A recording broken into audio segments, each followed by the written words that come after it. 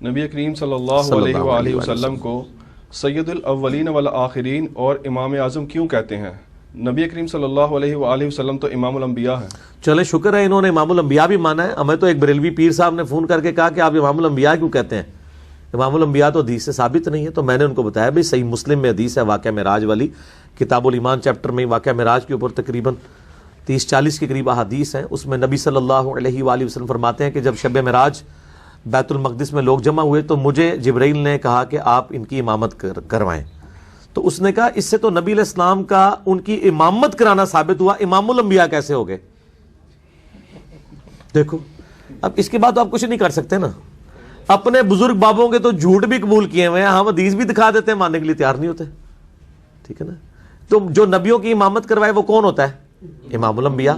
اور نبی علیہ السلام کی ڈیفینیشن میں تو سب سے جو اعلیٰ درجے کا بندہ ہے اس کو ہی امامت کروانی چاہیے، جو صحیح مسلم میں شرائط آئی ہیں۔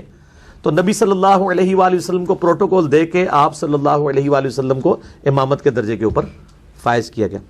سید الاولین والآخرین، بخاری اور مسلم میں حدیث ہے کہ انا سید الاولین والآخرین، میں جو گزر چکے اور جو آنے والے ہیں میں ان کا سردار ہوں قیامت والے دن۔ کیوں؟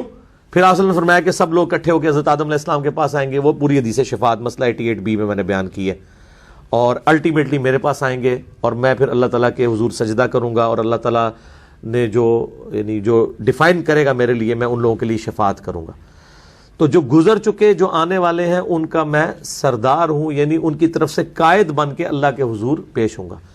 تو امام الانبیاء اور سید الاولین والآخرین اور اسی طریقے سے خاتم النبیین اور شفیع المذنبین، یہ اتنے بڑے بڑے ٹائٹل ہیں کہ ان کے مقابلے میں امام اعظم چھوٹا ٹائٹل ہے۔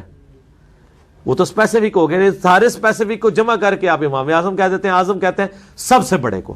ان کو پتہ کوئی تکلیف ہوتی ہے، انہوں نے ایک اپنے کسی بزرگ کے بارے میں امام اعظم کلیم کیا ہوا ہے، یہ کہتے ہیں ان کو ہی آپ کہیں، ہم ان کو کہتے ہیں وہ امام اعظم، ان کو مطلقاً آپ نہیں کہہ سکتے، ان کو آپ یہ کہہ دیں امام اعظم اس زمانے میں ہمارے نزدیک، اس زمانے میں بھی وہ امام اعظم نہیں تھے، ان سے بڑے امام موجود تھے، امام جعفر علیہ السلام اس زمانے میں موجود تھے، اور یہ بھی آپ کے نزدیک ہیں، باقی نہیں ان کو مانتے۔ میں نے بتایا تھا مسند امام احمد میں احمد بن حنبل نے اتنی تحقیر کے ساتھ نام لکھا ہے ابو فلانا، تو ان کا بیٹا پوچھتا ہے یہ فلانا کس کو کہتے ہیں آپ؟ ان کا میں ابو حنیفہ کو کہتا ہوں۔ تو کھول کے دیکھ لیں مسند احمد میں ابو فلانا لکھے نا، مکتبۃ شاملہ میں کھل جائے گا۔ تو جو ان کے نام تحقیر سے لے رہے ہیں انہوں نے امام اعظم کہاں سے ان کو کہنا ہے؟ ٹھیک ہے نا جی۔ تو امام شافعی رحمہ اللہ نے اگر کہیں کہا ہے تو میرے علم میں نہیں ہے، سنی سنائی بات ہے، میں نے پڑھی نہیں ہے۔ البتہ یہ ہے کہ یہ ٹائٹل آپ کسی کو نہ دیں، صرف نبی صلی اللہ علیہ وآلہ وسلم تک ٹائٹل رکھیں، بس دیٹس آل۔ اصل میں اس میں ضمن ایک بات آتی ہے نا کہ احناف سے جب ہم کہتے ہیں کہ آپ اپنے آپ کو حنفی کہتے ہیں تو محمدی کیوں نہیں کہتے؟ تو وہ یہ کہتے ہیں کہ جی اس میں دو نسبتیں بھی ہو سکتی ہیں، جیسے ہم پاکستانی بھی ہیں، پنجابی بھی ہیں، تو ہم جو ہے حنفی بھی ہیں، محمدی بھی ہیں۔ ہائے صد کے جامع، ہائے صد کے جامع، یہ جواب میں ہی تو دیاں گا، اللہ دے بندے ہو، پنجابی ہو یا بلوچی ہو یا سندھی ہو یا پشتون ہو، وہ سارے کے سارے اگر اپنے آپ کو پاکستانی ہونے کے ساتھ اپنے ان صوبوں کے ساتھ منسوب کرتے ہیں تو وہ پاکستان کے جو قوانین ہیں ان کو بھی اسی طریقے سے مان رہے ہوتے ہیں، ٹھیک ہے نا جی۔ یہ نہیں کہہ رہے ہوتے کہ جی اگر کے پی کے میں جو ہے وہ چور کی سزا یہ ہے تو پنجاب میں کوئی اور ہے، ہم نہیں مانتے، دونوں ایک ہی قانون کے تحت چل رہے ہوتے ہیں نا۔ لیکن ان کے جو 4 صوبے ہیں نا، حنفی، شافعی، مالکی، حنبلی، اس میں ایک کہتا ہے کہ جو امام کے پیچھے فاتحہ نہیں پڑھتا اس کی نماز نہیں ہوتی، دوسرا کہتا ہے جو فاتحہ پڑھے اس کے منہ میں انگارہ رکھ دو۔ تو یہ تو صوبے ایک ملک کے ہے نہیں ہے، یہ تو ایک انڈیا کا صوبہ ہے، ایک پاکستان کا ہے۔ یہ مثال ہی غلط دی ہے انہوں نے۔ اگر یہ سارے محمدی ہوتے اور اس کی برانچز ہوتی تو ایک دوسرے سے اس طرح نفرتیں نہ کرتے، خانہ کعبے میں 4 مسلے نہ انہوں نے ڈالے ہوتے۔ کیا پنجابی جب جاتا ہے کے پی کے میں تو کیا کہتا ہے جو تک پنجابی امام نہیں ہوگا میں نماز نہیں پڑھوں گا؟ ایسا ہوتا ہے؟ تو یہ پھر مثالیں کو دیتے ہیں۔ انہوں نے تو کعبے میں 4 مسلے ڈالے ہیں اپنے، اللہ میرا تو کلپ بھی چڑھا ہوا ہے جو خانہ کعبے میں 4 مسلے والا، اس کی باقاعدہ تصویر لگا کے پورا میں نے بتایا کہ 1925 تک کہاں کہاں پہ یہ 4 مسلے موجود تھے۔ اگر یہ سمجھتے ہیں کہ چاروں ہی ماشاءاللہ پاکستانی تھے یا چاروں ہی محمدی تھے تو 4 مسلے کو ڈالے ہوئے؟ کیا یہ ہوتا تھا کہ حضرت ابوبکر صدیق نماز پڑھائیں تو حضرت عمر، عثمان و علی نہ ان کے پیچھے پڑھیں؟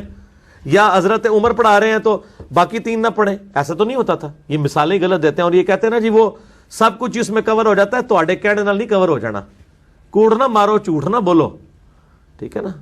یہ سب کچھ پردہ ڈالنے کے لیے یہ باتیں کر رہے ہیں، بالکل ایسا نہیں ہے. اور محمدی ہم اس لیے کہتے ہیں، ہم تو کہتے ہیں محمدی سے بھی آپ اوپر جائیں، مسلم کہیں اپنے آپ کو. نبی علیہ السلام کو قرآن حکیم میں یہی حکم ہوا ہے، انا اول المسلمین. اور قرآن حکیم میں ہوا سماکم المسلمین من قبل وفی ھذا. اس قرآن کے نزول سے پہلے ابراہیم علیہ السلام نے تمہارا نام مسلم رکھا تھا اور اس کتاب میں بھی اللہ نے تمہارا نام مسلم رکھا ہے. ہم کہتے ہیں آپ اس سے بھی اوپر آئیں، مسلم کہیں، اللہ کے سامنے سر تسلیم خم کرنے والا. اور کلمے میں چونکہ لا الہ الا اللہ محمد رسول اللہ صلی اللہ علیہ وآلہ وسلم، تو دوسرے نمبر پہ اگر کوئی چیز ہو سکتی ہے تو محمدی ہو سکتی ہے. اگر ان کے کلموں میں کہیں ان کے بزرگوں کے نام آتے ہیں تو ضرور ڈالیں. ہم کہتے ہیں اس سے امت کے ڈویژن میں اضافہ ہوا ہے. اگر یہ کہتے ہیں فروع اختلافات ہیں تو ایک دوسرے کے پیچھے نمازیں کیوں نہیں تھے یہ پڑھتے؟ ابو فلانا کہہ کے کیوں ایک دوسرے کو بلاتے تھے؟ ٹھیک ہے، اور نہ میری زبان کھلاؤ، بہت کچھ ہے. انہوں نے پردے رکھے نا. یہ اسی طریقے سے ہے وہ جیسے ہمارے سیاسی لیڈرز ٹی وی کے اوپر آگے بڑی پازیٹیو باتیں ہو رہی ہوتی ہیں. سٹارٹ ہی جب مخالف کا کرتے کہتے ہیں میں ان کا بڑا دل سے احترام کرتا ہوں، لیکن تو پتا ہے دلی کنی بڑی بڑی گالا کٹ رہا ہوتا ہے. یہی خوشی ہے. یہ سارا انہوں نے پردے نا، یہ فاش نہ کراؤ، جتنے کر دیتا ہے اتنا ہی بہت ہے.